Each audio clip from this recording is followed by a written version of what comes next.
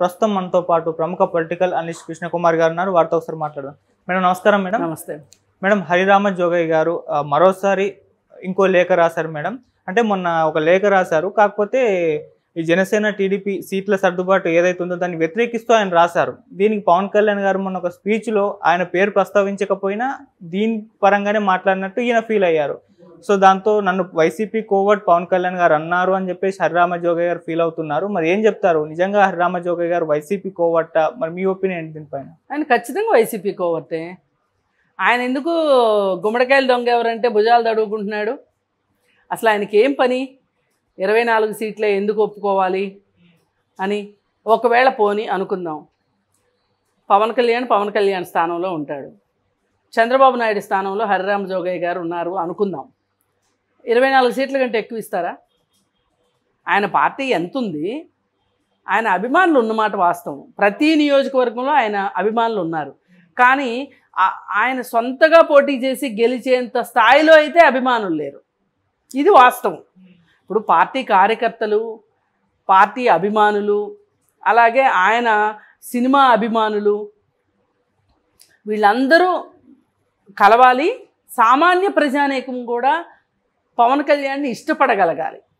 అప్పుడు మాత్రమే ఆయన సొంతగా పోటీ చేస్తే కూడా ఆయన గెలుస్తారా ఓడుతారా అది వేరే విషయం. 175 స్థానాలకి పోటీ చేయగలిగిన అభ్యర్థులు ఉన్నారా జనసేన పార్టీకి?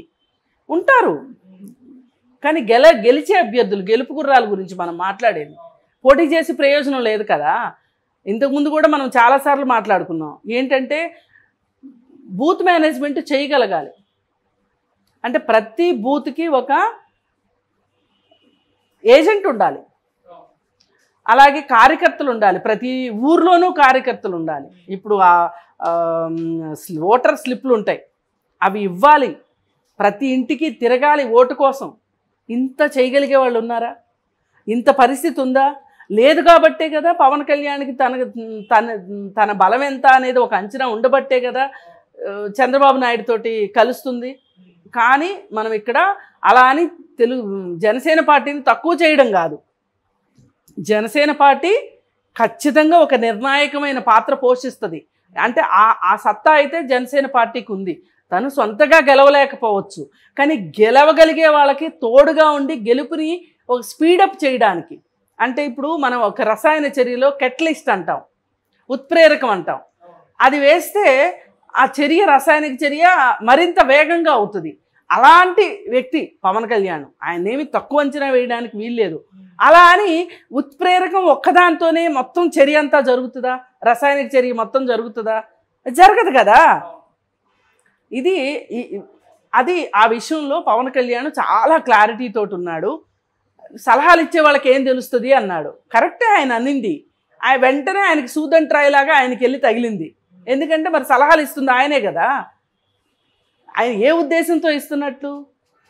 ఇప్పుడు జనసేన పార్టీ నాయకుడు పవన్ కళ్యాణ్, ఆయన కింద నాయకత్వం ఉంటుంది, మళ్ళీ ఆ కింద నాయకత్వం, అంతిమంగా ఓటర్లు.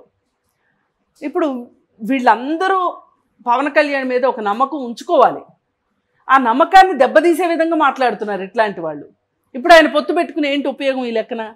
ఆయన ఉద్దేశం ఏంటి? నేను ప్రభుత్వ వ్యతిరేక ఓటును చేల్చను అన్నాడు. ఆయన ఆ మాటకు కట్టుబడ్డాడు, ఇచ్చిన మాటకు కట్టుబడ్డాడు. ఆయనలో ఒక రాజకీయ స్థిరత్వం వచ్చింది.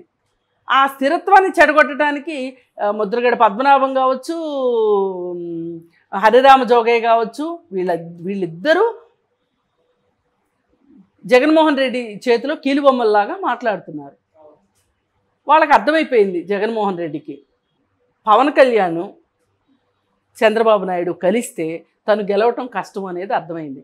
ఆ పొత్తుని విచ్ఛిన్నం చేయడానికి ఎన్ని ప్రయత్నాలు చేయాలో అన్ని ప్రయత్నాలు చేశారు. అవి కుదరలేదు. ఈ కుదరని పక్షంలో ఇప్పుడు పొత్తు ఖరారు అయిపోయింది, సీట్లు పంచుకోవడం అయిపోయింది. అందుకని మిగిలింది ఏంటి అంటే వాళ్ళ మీద ఏదో ఒక బురద చల్లించాలి పవన్ కళ్యాణ్ మీద. అంటే ఒక కాపు కులస్తుల్ని నిద్ర లేపటం అనమాట పవన్ కళ్యాణ్కి వ్యతిరేకంగా. ఓకే, ఆ పని చేయాలని చూస్తున్నాడు. అది కూడా అర్థమైపోయింది పవన్ కళ్యాణ్కి. రాజకీయ పార్టీని పెట్టడమును రాజకీయ పార్టీని నడపడము అంటే అంత ఈజీ అయిన విషయం కాదన్న సంగతి వాళ్ళిద్దరికి కూడా తెలుసు. ముద్రగడ పద్మనాభంకి తెలుసు, హరిరామ జోగయ్యకి తెలుసు. కానీ వాళ్ళు మరి ఎందుకు మాట్లాడుతున్నారు ఇట్లా? ఇప్పుడు మీలాంటి వాళ్ళకి నాలాంటి వాళ్ళకి అర్థమైన విషయం వాళ్ళిద్దరికి అర్థం కాదు, కావాలనే మాట్లాడుతున్నారు ఈ విధంగా. అందుకని పవన్ కళ్యాణ్ కూడా సూటిగా చెప్పదలుచుకున్నాడు.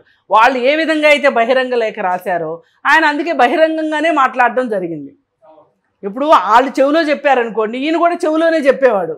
మరి వాళ్ళు బహిరంగ లేఖ రాసి ఈయన్ని చెవిలో చెప్పమంటే ఎట్లా కుదురుతుంది? కుదరదు కదా. ఇది ఎట్లా ఉందంటే నేను తలుపుతో కొడతాను, నువ్వు తమలపాకుతో కొట్టు అన్నట్లుంది. అది కుదరదు కదా. ఏది ఏమైనప్పటికీ జగన్మోహన్ రెడ్డి ఆడిస్తున్నాడు వీళ్ళిద్దరిని. అంతకుముందు కూడా మీకు గుర్తుండే ఉంటుంది, కాపుల సభ ఏదో పెట్టి అక్కడ ట్రైన్ తగలబెట్టే ముద్రగడ పద్మనాభమే అది దాని వెనక ఉన్నది. అంటే ఆ రోజు చంద్రబాబు నాయుడిని అస్థిరపరచాలి అనే ఉద్దేశంతో ప్రభుత్వాన్ని ఇబ్బందులకి గురి చేయాలి అని చెప్పి, అలాగే పనిలో పనిగా జగన్మోహన్ రెడ్డి పార్టీకి వైసీపీ పార్టీకి కూడా ప్రతిష్ట పెంచాలి అనే ఉద్దేశంతో ఏవేవో చిల్లర రాజకీయాలు చేశారు, అది వేరే విషయం. అయినా ఆ చిల్లర బుద్ధిని మానుకోకుండా ఇప్పటికీ అంటే వాళ్ళ ఉద్దేశం ఏంటంటే ఈ రోజుకి వాళ్ళిద్దరూ కూడా రాజకీయాల్లో ఒక నిర్ణాయకమైన పాత్రను ఏ రోజు వాళ్ళిద్దరూ పోషించాల. అంటే ఒక పెద్ద రాజకీయ పార్టీ వాళ్ళని మాతో కలవండి అని అడిగే పరిస్థితిలోకి వాళ్ళిద్దరూ ఎప్పుడు వెళ్ళలా. వాళ్ళు ఎప్పుడూ గిల్లి కజ్జాలు పెట్టుకుంటానికో కవ్వింపు చర్యలు చేయడానికో పనికొచ్చారు తప్పితే ఆ ఇద్దరు అంటే ఒక విచ్ఛిన్నకర శక్తులుగా పనిచేశారు తప్పితే ఒక కలెక్టివ్నెస్ తోటి ఒక పనికొచ్చే పని చేయడానికి వాళ్ళు ఎప్పుడు కూడా అంటే కన్స్ట్రక్టివ్ వర్క్లో వాళ్ళిద్దరు ఎప్పుడు లేరు, డిస్ట్రక్షన్లోనే ఉన్నారు వాళ్ళిద్దరు. అందుకని కానీ ఇప్పుడు పవన్ కళ్యాణ్ కన్స్ట్రక్టివ్ వర్క్లోకి దిగాడు, అది వాళ్ళు తట్టుకోలేకపోతున్నారు. తట్టుకోలేక ఆ విధంగా వ్యాఖ్యానిస్తున్నారు. ఏ రకంగా వ్యాఖ్యానించినా పవన్ కళ్యాణ్ నన్నే అన్నాడు అని చెప్పి నువ్వు అనుకుంటున్నావు అంటే బాగా రాజకీయాలను ఫాలో అవుతున్నట్లు లెక్క.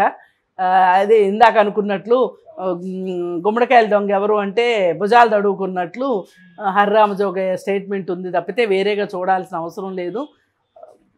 అందుకోసం పవన్ కళ్యాణ్ మట్టుకు చాలా దృఢ నిశ్చయంతో అంటే ఈ పొత్తును ముందుకు తీసుకుని వెళ్ళి తను ఏదైతే ఏ లక్ష్యంతో అయితే ఈ పొత్తు పెట్టుకున్నాడో దాని ప్రకారమే ప్రయాణిస్తున్నాడు. Right madam, thank you so much. Thank you.